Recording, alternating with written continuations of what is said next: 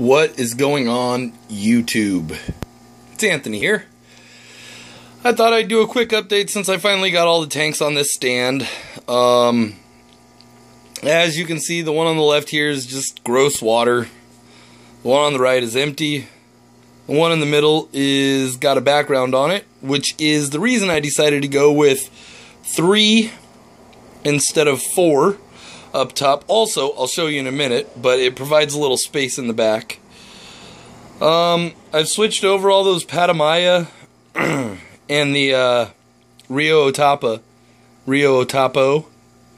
Hilleri, the Xiphophorus Hilleri.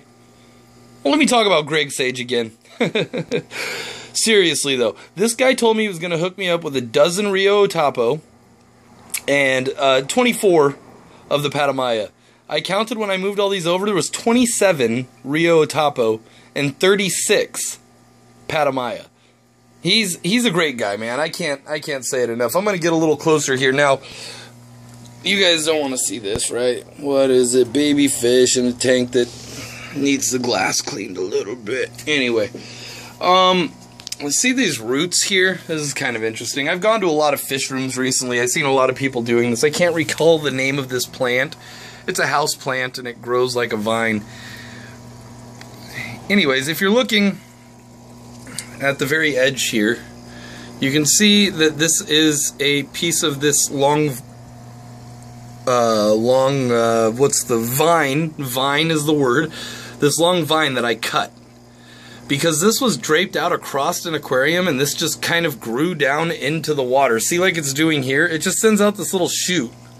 And it goes down to find water, and it did this inside of an aquarium. Now, ugly as it might be, to some, it looks very natural to me. And it's going to pull out all that fish waste. It's going to turn any fish waste into something that it can use for food and pulling it out of the water. Which is phenomenal when you have baby fish. It helps you to keep your water clean. So, that's the story behind the random root system off of a terrestrial plant growing in my 40-gallon breeder. Up here we have, oh, I didn't clean this tank either. Holy crap. Anyways, I didn't clean the inside of this tank, and I haven't for like 7 months or something. It's gotten quite bad. You see the assassin snails in here? Oh, there's one. There's quite a few. I started out with like 3 or 4 in here, and I'm probably up to close to 25 of them now. So quick breeding tip on assassin snails. I'm kidding. I'm sure there's a better way to do this, but bear with me. Quick breeding tip on assassin snails. You get a small group, you stick them in an aquarium with some crappy old plants that you hope will do okay eventually, and you don't touch it for like 6 or 7 months. They reproduce. Yay! Everybody wins. This background is a Designs by Nature background. It's gorgeous. It's a very nice background. There's a lot of glare from the stupid leaf curtain next to me here, but you can see that it's quite a nice background. The tank's still messy on the outside. I thought I cleaned it up, but maybe I didn't. What the hell is that? Oh! You didn't want to watch me clean tanks, did you? This is just some dirty old water that I had from another tank that I dumped into there, and I'll clean that out eventually. Anyways, I said I'd show you the space behind the back here. I'm going to build a little shelf to go across here so it's not all open to the water down there, but I have a Profile 4000, whatever the hell that is, this aquarium pump, and I'm running sponge filters on everything. This line's going to here. And this is currently doing the 3 tanks. It'll do the 4th tank as well. And then I have this other line back here that I'm going to dedicate to these 2 tanks. It'll go here and this one over here. A power strip so I can have my lights plugged in. I'll plug in a timer and all that and get that all ready to rock and roll. My little Tanganyikan setup down here, we'll take a quick gander at that. I've added a whole bunch of shells and my Multifasciatus in here.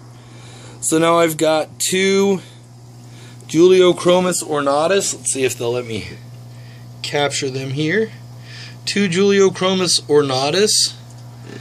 I've got 2 Cynodontis multipunctatus. And there's probably about a dozen or so Neolamprologus multifasciatus in here as well.